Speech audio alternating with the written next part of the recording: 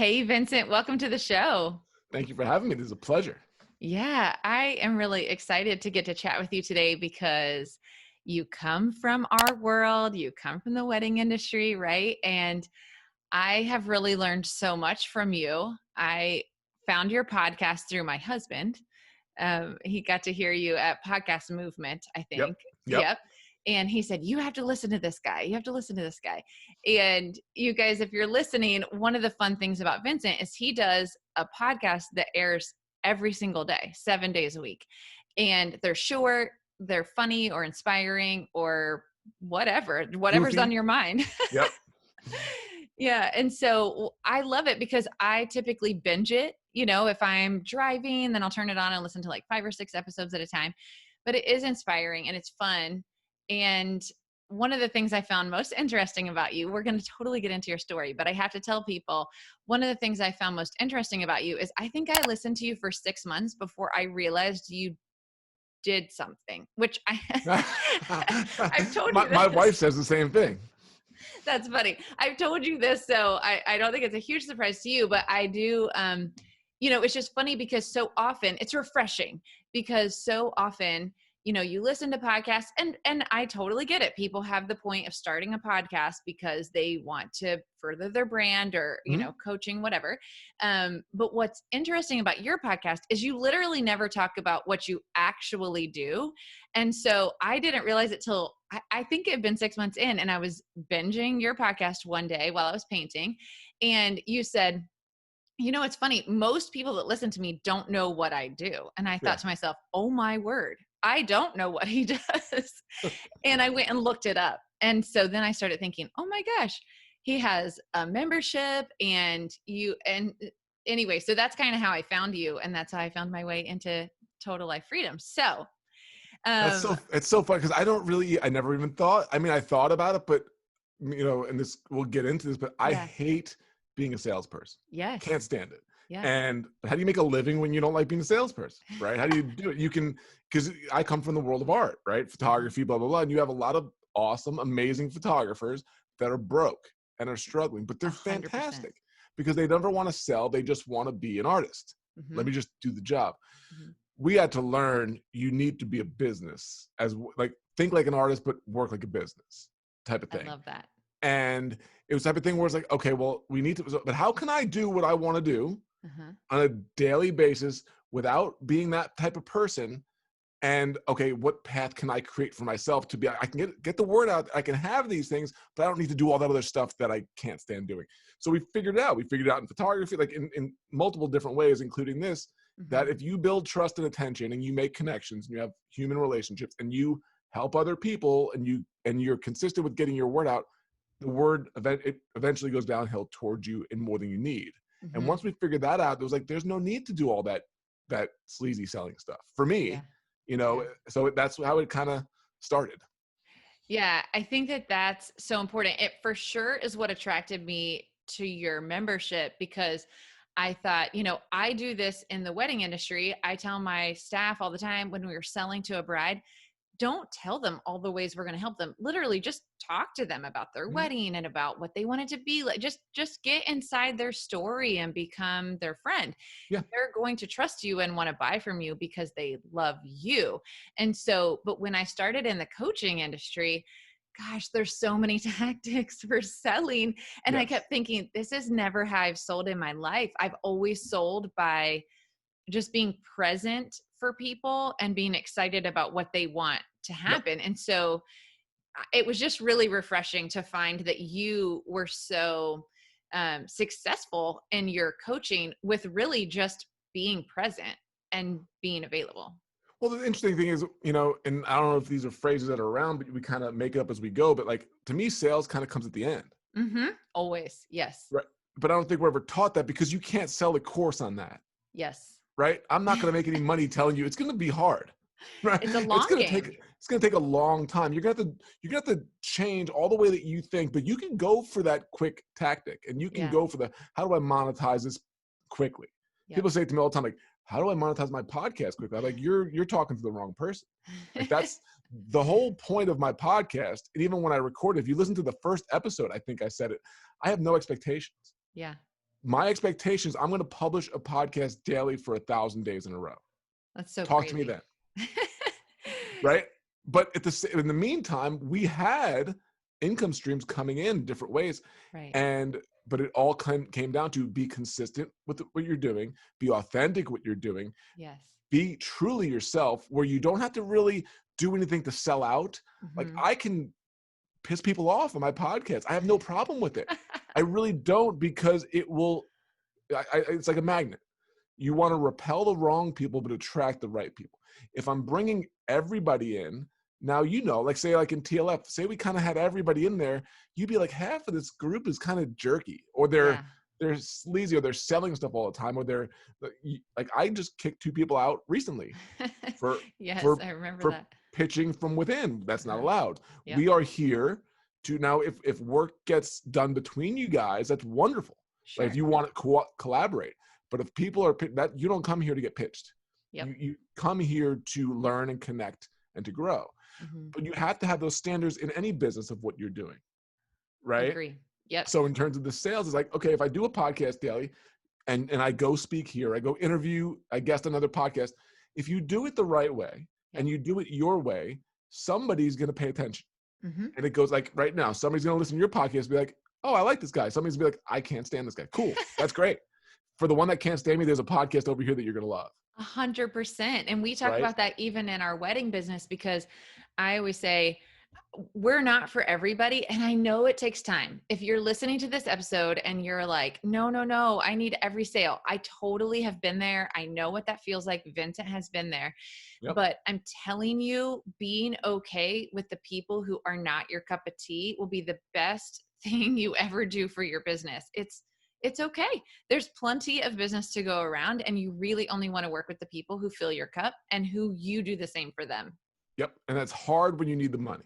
It is hard. Yes, it is very hard. And that's why financial part comes into this, right? It's not just business, it's finances. Because when you have your money together, and you have no debt, we don't have any debt. We own our house outright. I don't need to be desperate at all. Yep. But that was a lot of struggle in the beginning, right? We had a lot of sacrifices in the beginning to get there. But I truly believe it's good for your soul to turn down the wrong clients. Yes. And we're recording this episode about a month before it's going to air. But right now on all of my social, I'm talking about repel the people that you do not want. Like, it's okay. Let them walk away, push them out, because it's okay that there's plenty of other people for them that are perfect for them. And I love that. I love that you do that. So Vincent, okay, so we've people have gotten a sneak peek into who you are, and I obviously read your bio before we started, but can you tell everybody kind of your background and how you got to where you are and what you're doing now? Oh, that's a loaded question. I'm ready. I'm so ready. Well, okay, in terms of you want to go into the wedding part of it, like the photography part? Like, I mean, your story is really interesting because you started as a photographer for a newspaper, right? Yeah, freelancing. Yes, freelancing. It was, sports and news and all that in New York. Yeah, getting in just the nitty gritty of that world, which was bizarre. Okay. Where I come from, I'm a New Yorker, so you can tell from your accent. I thought I lost it. I've been gone long enough. I thought it was gone, but it comes out when I get excited. Well, good. I'm glad that you're excited for this. This is fun. Okay. So, you started in journalism and then you got into the wedding industry. Yeah, we were, it was one of those things. We're in journalism and it's the coolest thing. Like, I got to hang around with everybody. I got to be on the sidelines with Tom Brady and LeBron James. I got to, Super Bowls, World Series.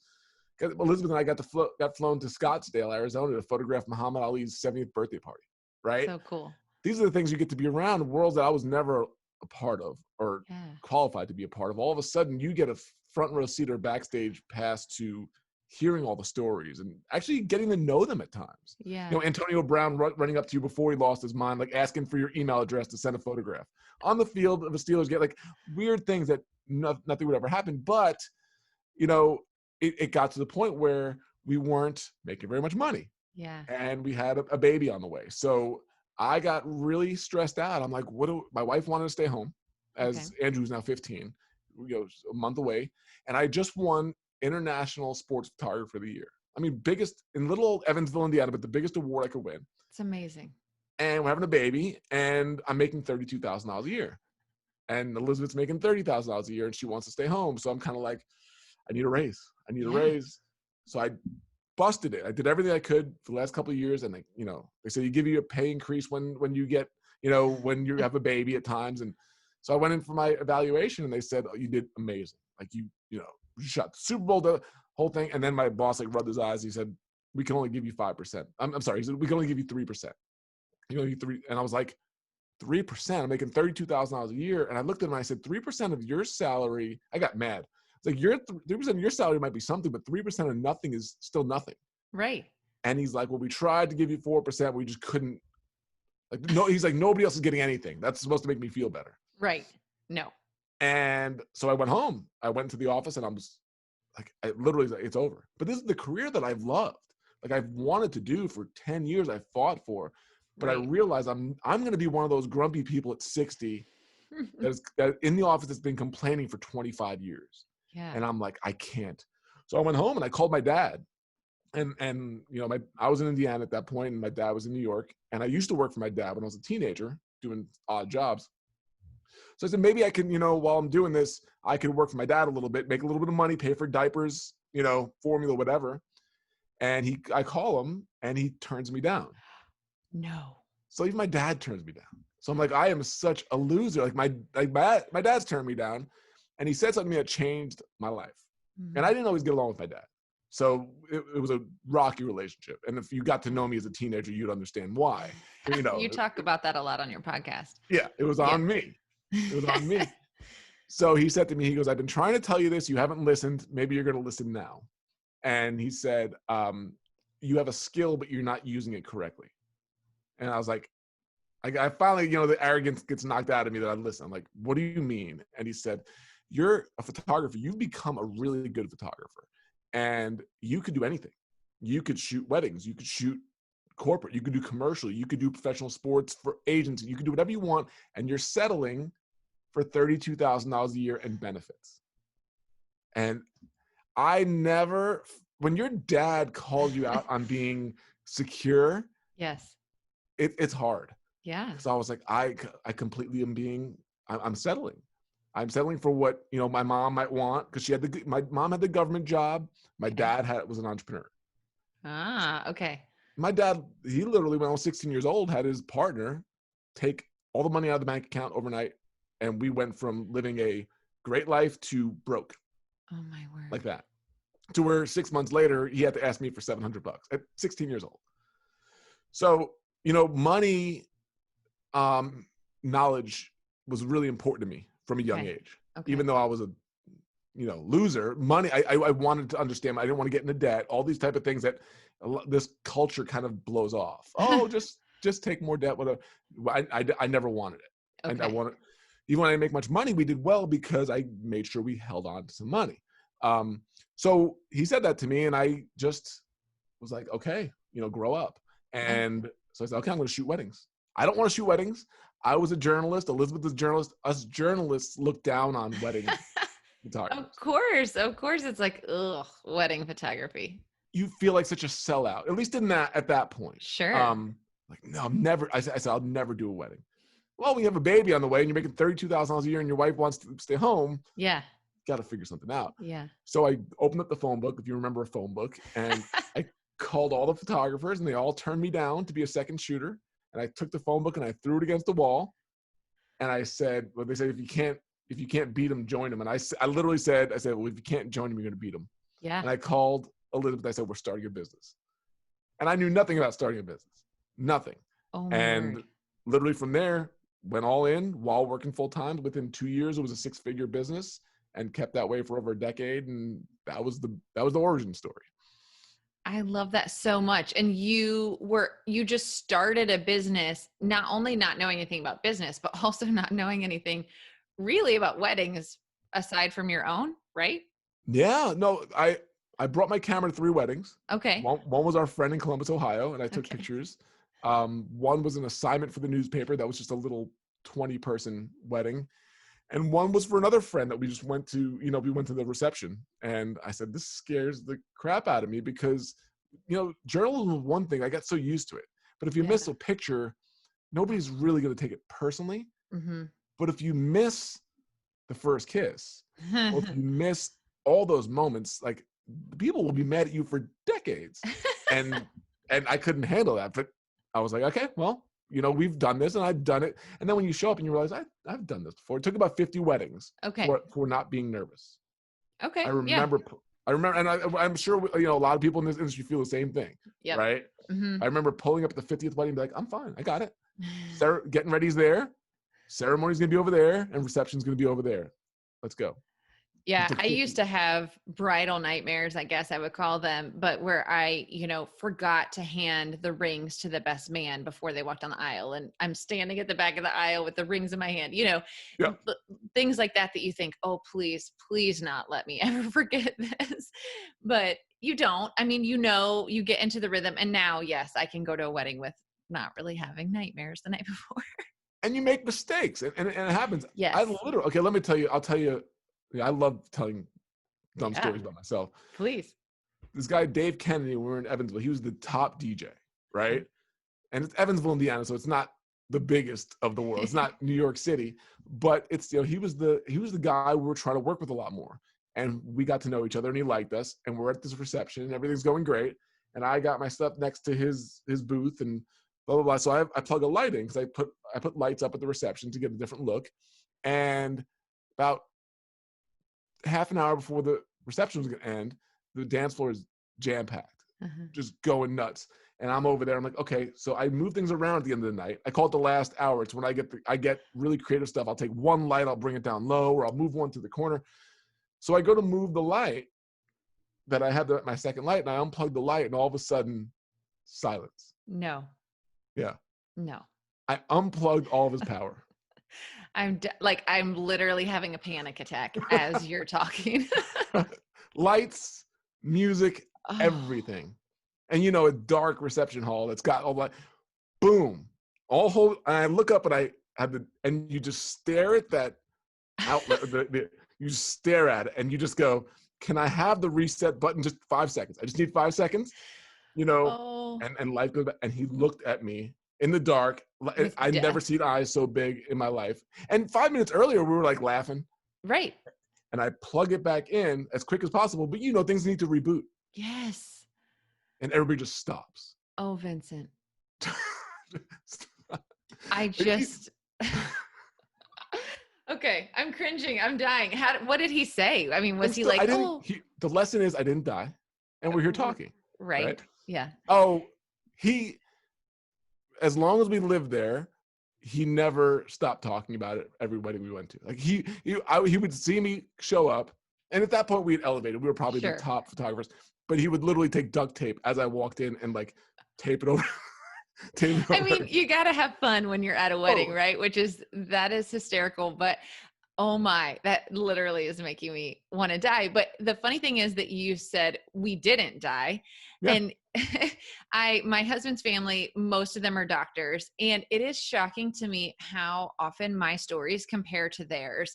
And I always say, I'm not dealing with life and death. You actually are. And yet here we are, both the same level of stress. Is that not odd to you? Well, fear is the same thing. It doesn't matter. It reflects in the body the same way.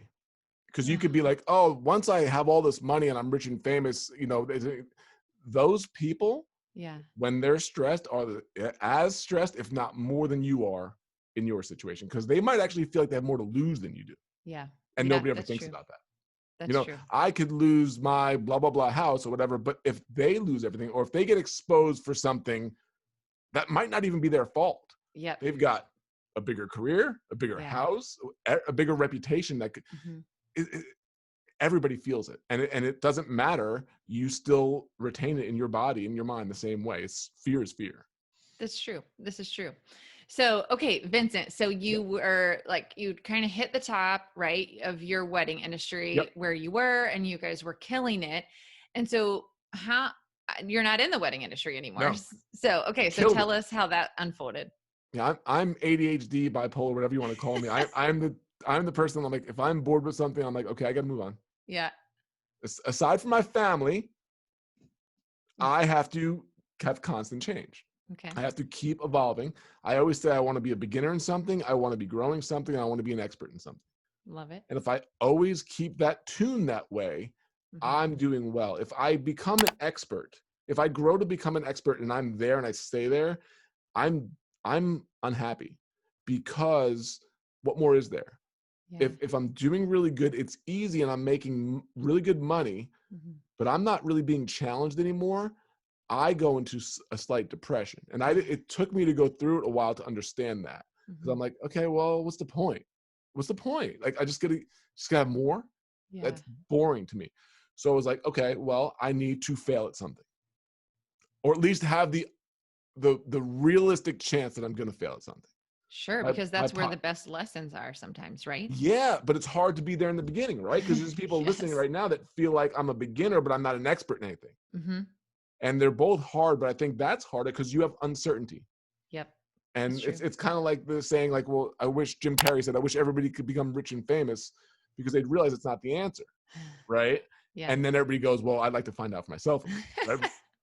But it's the same type of thing. But when you're not doing well, you can always be like, well, when I get there, it's going to be awesome. When you get there and you're not happy, then you have to internally look at yourself. Mm-hmm. And that's harder, Mm-hmm. because I know if I need money, I can just go make money. But if Oh I yeah. have the money and I have success and I'm still not happy, it's only on me. Mm-hmm. That's hard. So if I'm an expert in something, so financially, I'm not worried about things. Professionally, I'm not worried. I'm growing something, and Mm-hmm. I'm a beginner, whether it's a podcast or speaking or whatever, something, writing a book.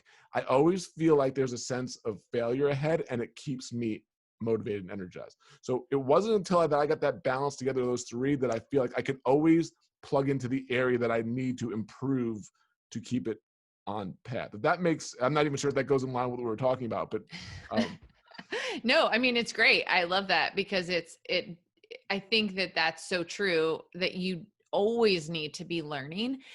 And I do think, I mean, failure stinks. Like there's nothing, there's nothing like kind of sitting in your failure, but it's like that almost afterglow as soon as you realize, okay, I can't stay here. yep. What did I learn from it, and where are we going to go with it?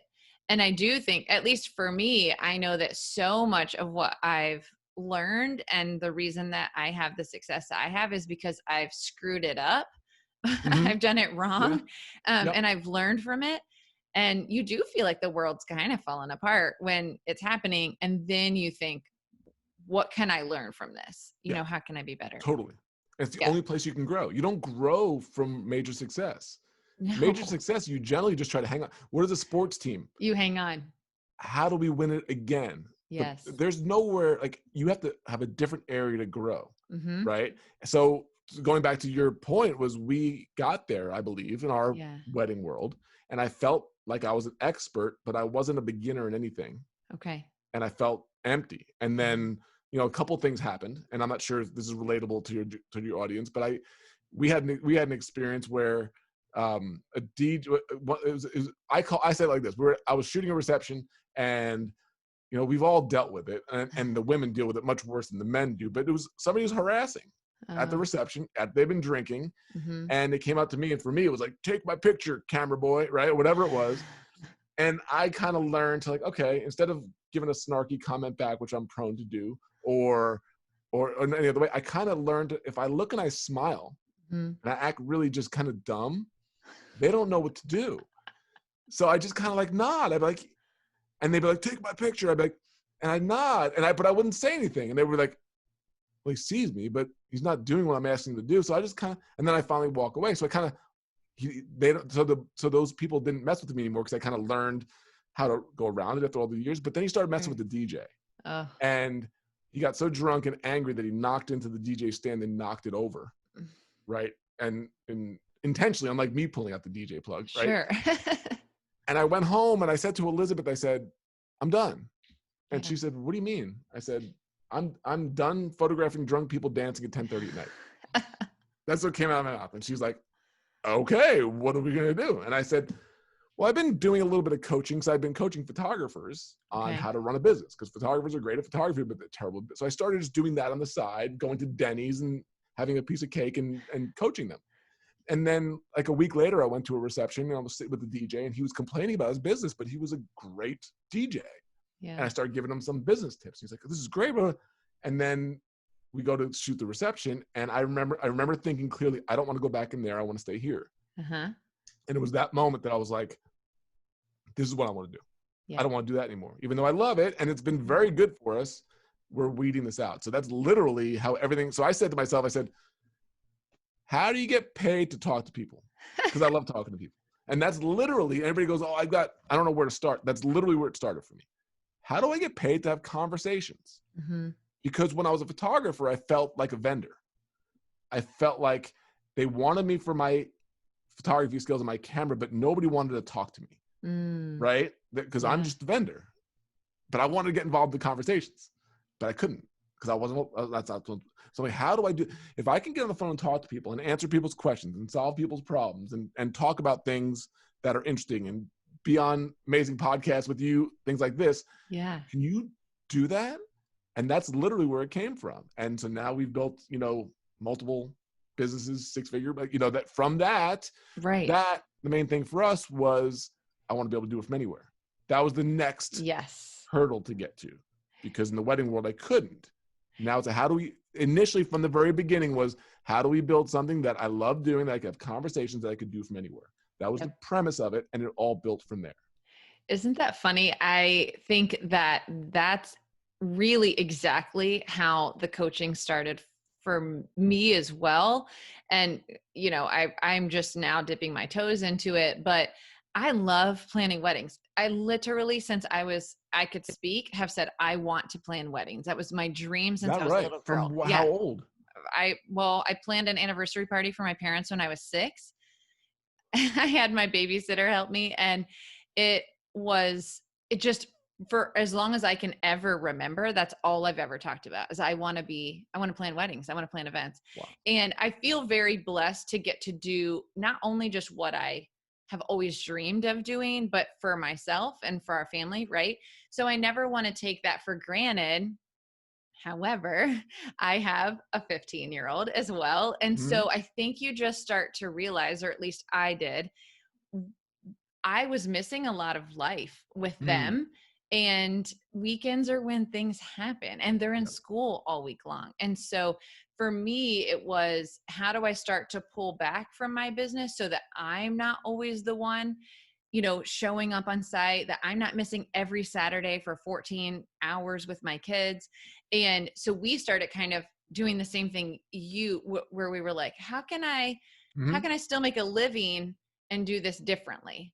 Yep. And I think that's a lot of what I hope that entrepreneurs that are listening to this are hearing, is that you can do it differently. It doesn't have to look like for the rest of eternity you spend 14 hours on wedding day. There's many different ways to skin that cat, but you should always be loving what you're doing. And I love planning weddings, but I didn't love being away from my kids for 14 hours. So for me, that's kind of how we also started doing it, is I was like, I want to not be tied to a location. Like once I have grandkids, which I know that sounds ridiculous because I have a 15-year-old, but it's not that far away. No, but to always be thinking ahead like that. Yeah. And plan your life that way. If they go to college somewhere else and they've got homecoming weekend or parents weekend and I'm at a wedding, no, I'm not doing that. So, so that's kind of how we started thinking about it too. And I love hearing that story of how you just started realizing I'm not being challenged by this anymore. Yes. Yeah. And I think a lot of us get to that point. It doesn't mean that you don't love it. It just means that you're not challenged by it anymore. And I think there's a difference. And it's hard because in the very beginning, you're probably incredibly challenged by it. Oh, of course, because you're learning so much. Everything's new.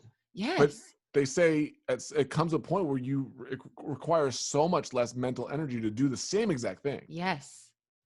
And so, okay, what do you do when, say you're even making the same amount of money? Yeah. But it requires so much less energy and time. Now you have all this time and mental space and you go, well, this isn't doing it for me the same. I can still do that. Now, the dumb thing we did, we just killed our business. We probably could have kept it and done 5 to 7 more years and kept it going. But I think for me, all or nothing was I needed a closure to be able to say, I'm fully into this other thing. Because I don't know if I would have went all into this completely if I still was making, so, okay, we're going to do, handful of weddings a year will make Yeah. 80 grand. And I wouldn't feel that push to do all this stuff. So we literally said, here's the last date. And the craziest thing about it was we booked one wedding for the last year, which was when my book came out. It was July 14th. I'll never forget it. Like, okay, it was a friend. It was a referral. Let's go do it. And then I was like, why did we just do that? Because now it's 7 more months and it's still going to be on my mind. Right. And then we went for a 3-month road trip and we went out west. This was when my book released. So we were going, 23 different states. And as we're leaving Durango, Colorado in March, I get an email and it's from the bride. And she's like, I hate to tell you this, but the wedding's off. And I was like I felt bad for them. But at the same time, and it sounds so insensitive, but it's at the same time, I was like, oh my goodness. I said, I feel, now she didn't say if they broke up or maybe they were postponed. Sure. You So didn't ask. Don't ask. Didn't ask. Doesn't matter. Didn't matter. I painted in my head that, okay, it's a good thing for them. Yeah, I'm not going to, there was no tears and anything like that I heard. And we were literally packing up the car, leaving Durango from the hotel. And I said to Elizabeth, I said, that wedding canceled. And we hadn't had a cancellation in like 2 years. Yeah. The last one.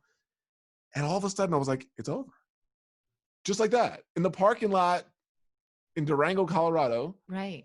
We always thought we'll have one final go and it'll be memorable. And we'll over like that. And all of a sudden it was like, okay, here we go. And literally the rest of the drive back was just, we were talking in the car and planning and writing stuff out. But I don't know if we would have done that if we would have had that. There still was that lingering, it's still there. So it really told me something of like, if it's over, make it over and do what you have to do. But that's just us. I don't say that should be for everybody. Yeah. And we've talked about that because I'm always like, I do not want to give up my wedding planning business. I love it. And, I guess time will tell, but I for sure, I'm in a place now though, that I'm not the one going to the weddings. I don't do any weddings myself anymore. So I think that I do have that luxury, but I hear what you're saying. Cause I do tend to kick entrepreneurs in the booty when they're like, well, I've been at my full-time job for 3 years and I'm still side hustling. And I'm like, that's because you haven't quit. Yep, like if you had to succeed to make a living, you would. Yep. And exactly. I think there's a big difference. Peter Thiel says it well. He says, if you have a 10-year goal, why can't you do it in 6 months? 100%. And you go, it's all in my head. Why? Oh, I need this. And you don't need any of it. And then I say, like, what was college like for you? Like, it was awesome. Best time of my life. How much money did you have? Not much. Like, I lived in a crappy little place. I was as happy as I've ever been. Yeah. Yeah, I know you have kids on top of it, but I'm like, kids aren't expensive. Parents are expensive. That is true. They need gymnastics. They don't need gymnastics. Like I'm such a jerk. So they don't need all that. Mm-hmm. You make it so they need it. Your community makes it so they need it. Your peers make it so they need it, but they don't need it. Yep. And once they become 7 years old, we told our kids, you don't get any money. Yeah. You don't get any money. You earn money. Mm-hmm. Like we'll buy your clothes and we'll buy your food and you can live in our house. But if you want something, you're going to buy it. Now they go, well, how am I supposed to make money? Figure it out. Come to us. We'll help you. You want to clean up here. You want to mow the lawn. We will work with you on it, but we're not giving you any money because I'm not raising a spoiled kid. Not going to do it. That's not, but at the same time, you get to go through it with them that way and they get to learn about that. So so that's a huge part of it, and so I don't know. We have a unique way of looking at it. Some people kind of like our family thinks we're crazy sometimes, but it works. And when it comes to the kids, we want to raise them that way to where they're not entitled and they're self-sufficient. That's a huge part of it for us. Yeah, I think that's a really big deal. And I think that's also a lot of why I was drawn to you and your podcast and your membership, because I grew up with very little. We just didn't have a lot. And so it was more for us that there just wasn't, there was no possibility of being entitled because there wasn't anything to be entitled necessarily to. But what I say to my husband all the time is I would relive my childhood in a second. I loved everything about my childhood, everything about it. And we genuinely had very, very little. And so we do the same thing with our kids is I'm not giving you money. You have to do certain things that just to live in our home. That's part of just life here. Yep. And, but what's been really fun, and I've talked about this a little bit on my social media, kind of giving people a peek, is my middle daughter is very entrepreneurial. And it How old is keeps she? reminding, she's 11. Okay. And it keeps reminding me of you talking about your son with the balloon company. And Yep. she's been making keychains. And we've been really teaching her to understand her cost versus how much she's making, and you know, her opportunity that she has to be able to do it and how much she can make in one day. And we've also been teaching her how to sell things from around the house, right? On Facebook Marketplace. Sell things that you see that we don't use anymore. Take, you know, have the money or split the money with us. We'll give you a percentage if it's ours. So it's been really fun. And I know that you teach your son about this as well, right? Yeah, we actually have a thing called Youth Entrepreneur School. Yes. I don't even know if you know about that. You know what? Yeah, you're right. Okay. Tell us more about this. We started up because it was based off of the total life freedom concept of like masterminding and content. And we're like, well, we feel like kids aren't being taught real lessons anymore. Yeah. Like, you got to go to school, you got to go to college, but these kids coming out, I don't want to stereotype anybody, but like, I know so many people that run businesses and hire people, and they go, they're not prepared. They're not, they're in school for 12 years. They go to college and they come out and they don't, not that they're dumb, they're very smart, but they're not taught to lead. They're taught to follow. They're taught that if you stand out, you're bad. Usually you will be squashed. Because you're falling out of line with what we need to teach. And if you have a question, if you're looking out the window and you see the most amazing bird, you can't ask about it because you need to stay on course here. But that might be the greatest conversation you ever have. You can learn so much from it, and it's all squashed. So we're not learning about curiosity. We're not learning about all the things that we talk about as adults. They're learning one thing, and then they come out, and this world is so different for them. So we're like, why don't we create something? It started with our kids, and then we'll do it for other people, where we can create lessons and courses around this, and then do masterminding a couple times a month where we help kids start a business. And I get to challenge them the way I challenge adults in TLF. And it's so cool. Like, you know, we have Courtney Wisely, who's in TLF, her daughter is in it. And right to your conversation, Courtney didn't have much money growing up, but all of a sudden she's doing a lot better. Yes. So I said, you know, to her daughter, I said, how are you getting money? And they're like, well, we kind of give it to her. And Courtney's like, that's on me. And I was like, well, that's not what we're going to do here. Like, we're not just going to do a YouTube channel just to do it. We're going to start a business here. So we started challenging her, like, well, she loves to teach dance. Like, okay, all right, what can you do? Like, she loves it. These kids are asking her about it. So within 2 days, because Courtney's an action taker, they started up a membership, $10 a month, for where she teaches dance lessons. Within a week, she had 4 people signed up. She wanted to make $100 for Christmas gifts. We were like, do you know that if you get 6 more people, you're going to make $100 a month? And she was like, and that's just the beginning. Like, okay, so there we can go and we can teach you about saving, spending, giving, taxes. Like, taxes are a real part of life, everybody. And you don't want to be stunned by it when you get into it. So in our house, we're the government. You pay taxes to us because we drive you here. There's going to be a piece that goes because you have to understand this. But it's just been amazing to watch, because then we get to kind of go through this. So we just consider it real education for real life. And that's just a new thing we've started. I don't want to say I love this, because I say I love this all the time, but I love this so much. And, you know, you had mentioned Youth Entrepreneur School, and I really didn't understand that much about it. So this is so exciting to hear. And I think for anyone listening, the reason I think it's even more exciting now than ever is because, you know, the generation that's coming up right now, they don't want to go to college. They don't want to get into debt. They have watched so many people do it in a job that pays them. Even if you make decent money, there's so much more opportunity by being your own boss, by starting a YouTube channel, starting a podcast. I mean, there's a million ways to be your own boss, but you have to learn how to know your costs. You have to learn how to know taxes, like you said, and to learn that at an early age is just a gift. I don't know that we'll encourage my middle daughter to go to college, if I'm being perfectly honest. She's very entrepreneurial, as we're starting to find out. I don't know that it will be worth it for her. We're the same way. And everybody's like, oh, some people are like, I'm not wired that way. And I don't know if I always agree with that, because is it that you're not wired that way, or were you not trained that way for a long period of time? Right. When an adult says, I'm not wired for entrepreneurship, is it because you were trained to think like an employee for most of your life? Yeah. And it feels like you're not wired for it? If you were forced to do it, could you do it? And I would imagine that the majority of the population, if they were forced to do it, they would do it, and then they would gain confidence, and they would make mistakes, and they would learn, and they'd be like, this isn't as difficult as I thought. It's just not that you were wired. That's a cop-out to me, Yeah. right? Because it's always something. We were in St. Augustine last January for a month. We weren't far from you. And we said, okay, how are you going to make money? How are you going to make money? We're here for a month. We started collecting seashells. Okay, we got a bucket full of seashells.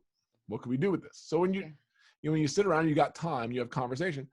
Well, we looked around, we saw the souvenir shops. Okay, all right. Well, all you need are some cheap dollar store frames or candle holders, and you can glue nicely these beautiful seashells on it, and you can sell them to people that are visiting St. Augustine and they want something real. They went around where we were at. People, and now it helps that they're little and they're cute, right? Of course, yeah. The less cute you become as you get older, the harder it's going to be. Don't do this as an adult, but the concept is the same. Yes, exactly. Unless you could have that, you could remain that 8-year-old cuteness. If you could do that, go with it.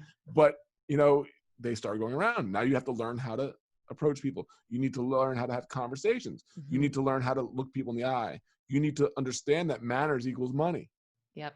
It just does. And then when people see ambitious kids, people, even if they want or not, want to help them out. I wouldn't be surprised if somebody saw the picture frame, it looked good, but they just didn't even keep it. They just wanted to buy it from the kid to encourage them. Yes. That's so many people tell them that. And when you learn those lessons early on, now you get to see the money, and now you go, I don't really need that. So, okay, spend, save, and give, which is a very easy concept, but kids want to put it into spending, or they want to do a percentage. What we did, and this is what we teach in here, is we wanted to encourage savings and long-term savings. Because if adults could do that, this country wouldn't be what it is, right? So true. But if kids could learn this, that'd be amazing for the future. So we said, okay, every $100 you put into savings, we will drop $20 in there for every 100. That's amazing. So what happened was they were saving up for Lego sets or whatever, and then all of a sudden they're like, I could wait on the Lego set because I got $80 and I got extra $80 in spending. Let me just put another 20 in there. Now we go on to 120, and it keeps going from there. So then we have a race. Well, okay, first one to $1,000 saved gets this, and it just, so now the average American doesn't have $1,000 saved. No. But that's because I hear people say all the time, well, and it's true, that you live to your means. And that is so, it's scary, right? It doesn't give you the freedom to make choices that benefit your life because you're scared. You're coming from a scarcity mindset. And I know that's so much of what you teach, not just in youth entrepreneur school, but in just your whole, everything that you teach is about total life freedom. And tell us a little bit about that. What does that mean to you? To me, it came about, we were, on that trip, on one of those trips, we were in Oceanside, I think, California for a month. And we were going to the beach. It was like a Tuesday afternoon. My friend Andrew Buckwalter called me up and we're talking. He goes, what are you doing? I'm like, oh, it's 1:00. We're going looking for, crabs or whatever. He goes, and I had just started my mastermind not that long earlier. And my book was called Freelance to Freedom. And he said, man, you got total life freedom. And something about that, you were like, he said it to me. And I was like, so Elizabeth was literally coming out with sandwiches. And I said, can you do me a favor? Go inside, go to GoDaddy. Just check total life freedom. See, it's available. It's not going to be available. She comes back out. She goes, $11.99 a year. I'm like, buy it right now. Buy it. Yeah. We got it. And that's so that concept of time, money, and location freedom. Yeah. It just always, you can have time freedom, but if you're struggling with money and you're struggling with where you're at, like location's least important, but man, when you have it, and you can work from anywhere and you can visit and all, it was the thing that opened everything up for us. So to be able to do all those things, and money is a huge part of it, because like you said, if these kids learn it from a young age and they learn, put $20,000 away and don't touch it to start, right? Those people coming back to you about weddings can't say, I need the job right now. Yeah. Because they've got 20 or 40 or 60 grand put away or more. Don't tell me you need to desperately get a job right now. You now get to always work like you're fighting downhill. Yep. and we always want to be fighting downhill. Yes. So if we don't ever need the money, I can now when people go, that must be nice, you could turn down the wrong clients. No, it's because financially we got ourselves set and we don't have, I don't have very many needs or wants that I can turn. Like, great wedding story for us was we had a client that we used to meet at Barnes & Noble, Starbucks at Barnes & Noble. And I sit down and the mother had found us and, we sit down and she was the biggest bridezilla you could imagine. I didn't want to sit there anymore. It was so irritating. And her fiance just sat there with like his head down the entire time. She just controlled everything. The mom was kind of like that. And she's telling me everything about what the wedding's going to be. And we're going to do this and we're going to do that. And I'm looking at her, I'm like, who are you talking to? Like, this is not the way that we work. We're journalists. We tell a story. You want 4 hours of portraits all around 18 different. And I'm looking at her, I'm like, how do I break the news to her here? Because this is not going to happen. And the mom's looking at me like, what is he going to do here? Because I'm not like nodding along. And the fiance is like this and completely defeated already. And I looked at her and I said, we're not a good fit. Yeah. And she looked at me like I was the first person that ever told her no in her life. Well, you probably like were. Nobody had ever told her no before. And I was like, this is not what we do. Yeah.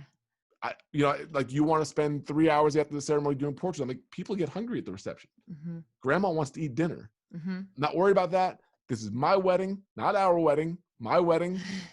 You learn to pick up cues, my wedding. And I was like, nope. I said, this is not going to work. I said, I wish you the best of luck. I will refer you to a couple people that do what we're talking about, but it's not. She was taken aback. And the mother almost looked at me like she admired me for it. Yeah. Like, that, you should have done that 10 years ago. Right. That's how I felt. Like, she needed that. But at the same time, so we turned down, I don't know if even then it was about $4 or $5 grand. Yeah. Hard to turn that money down. 3 weeks later, we got an email from the nicest bride, one of the best, Julie, I remember her name. Julie Beasley was her name. She just so sweet, so appreciative, so great, like complimentary. She booked us more money. Yep. And it was like the best wedding and the portfolio photographs. And I'm like, it was such a great lesson to be able to turn down the wrong ones to make sure. And if it didn't get filled in and we took that May day off, we would have had fun with the kids. Yeah. But it's freedom to be able to turn down the wrong people. And if we don't get it, we don't get it, but we're going to stick to what we're about. Yes.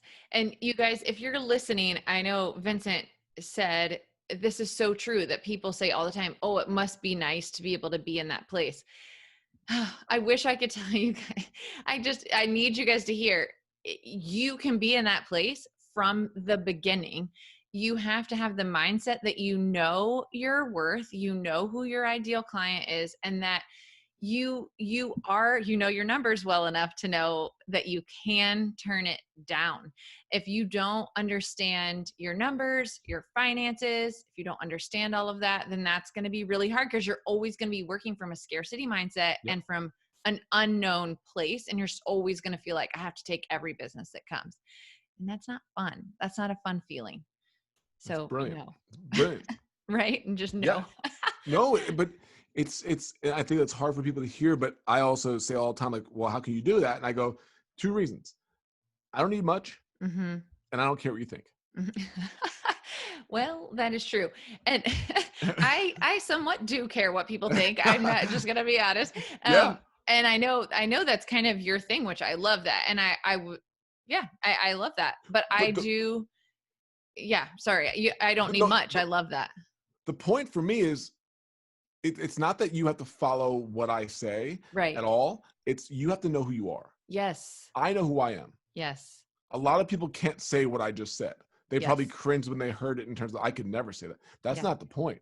Yeah. There are people that do the complete opposite, but if it's to who they are and that's their brand and that's who they are, that's beautiful. But the whole point is there's a million micro niches. This is what we didn't even talk about. Like, the people that are listening to you that are actually trying to make that transition. Yeah. It doesn't take that much, because if you, like we had talked about, right? You get 100 people at $100 a month.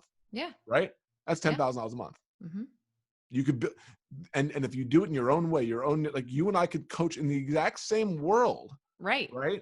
But some people are going to want Brandee and not want Vincent. Some people are going to like the way that you approach it. When you can hone in and create who you are, everybody can really do that. And you don't need to be Tony Robbins or have 18 billion Instagram followers to do it. Right. You could do it with 100 people or 50 or 200. And I think Yeah. when people realize that the destination is not that far away, and they can actually take steps to go there, as opposed to being paralyzed by like, I'll never have this major success. Yes, taking the steps to do it, putting those in place, writing them down, making them not just a vision board. I'm not a fan of vision boards. This episode's going to air right before the end of the year. Thank God, because you guys, if you hear anything here, stop putting stuff on a vision board. Okay. Put a goal, put a date on it, and freaking do it. Like, stop dreaming. So I know that Vincent talks about this all the time. Set goals. If you can do it in 10 years, you can do it in 6 months. Exactly what you said earlier. I love this so much. And you guys, Vincent really doesn't just talk about total life freedom. You live total life freedom. I love hearing your stories and the way that you talk about just what it kind of means to be financially free and location free and time free to do what you love all the time. And it's possible for everybody. It is. And I think when people say it's beyond money, 90% of hospital visits are due to stress. Yes. Most people don't even know that or realize that. When you have total life freedom, whatever that is to you. Sure. Right. And whatever level it is to you, when you can reduce the stress, and you can, in every area with your family, I don't stress about being with my family because I'm with my family a lot. Yeah. I build our business around it. So there's no, I'm not with the kids enough. Right? There's no, I'm stressed about. There's always going to be stress, but the more you can reduce that and do the stuff that you love, you do get more freedom in all areas. And I do think it's defined individually from each person. I know what mine is for you, but everybody's got it for me. But you got to know what it is for you, of what the life that you want. Yes, absolutely. It has to align with the things that bring you joy, because you only get one life. So Sure. I think that it's really exciting to listen to you, Vincent. And so tell everybody where they can find you. There's a bunch of different ways, right? Yeah. Like you said, the podcast, which is fun. It's a daily, like 5 to 7 minute podcast. I do no intros. I do no outros. I do no music. I do no ads. I just start talking, and then I stop talking, and then it's over. And that's it. I'm like, I'm so going to do this one day. I swear I am. It's funny because even like everybody's like, oh, you have to have an intro. I'm like, no. But then Elizabeth even said that, but then she went and she listened to the gym, and she's like, I'm so glad you don't, because I binge it, just like you said. Mm-hmm. And if I did an intro and outro every single time, you'd have to hear that every 7 minutes. And how annoying would that be? That would be incredibly annoying. I love that it took me a long time to realize you didn't do one. And I was like, this guy is like, this is the least produced podcast I've ever listened to in my life. And yet here I am listening to it for 4 hours on a Saturday. That's right. There's no anything. There's nothing. It's just, let's go. That's it. So podcast, Total Life Freedom Podcast. Mm-hmm. Our website is totallifefreedom.com. Okay. Information about us, and then it's archives to the podcast. And then Youth Entrepreneur School, if I can mention that, is youthentrepreneur.school is the website for it. We have a download on there, which is 10 business ideas for kids that were actually created from kids in Youth Entrepreneur School. They're not just theory. These are actually ideas that they're doing. And then even with Total Life Freedom, if you go to totallifefreedom.com/F2F book, I give away the audio version, the full audio version of my book there. Okay. So if anybody wants that, I'll send you the links for it. And yes, please. Yeah. So that's probably the best way to get hold of me. That's perfect. We'll make sure we have all of those links in the show notes. You guys jump over and just take a look at all of the things that Vincent and Elizabeth are doing, because there's something for you. I promise there is. And whether it's Youth Entrepreneur School or TLF or all the things, the book, they have so much. And so Vincent, thank you so much for being here today. This was great. Thank you, Brandee. This was a pleasure and honor, and I just enjoyed this so much. Thank you.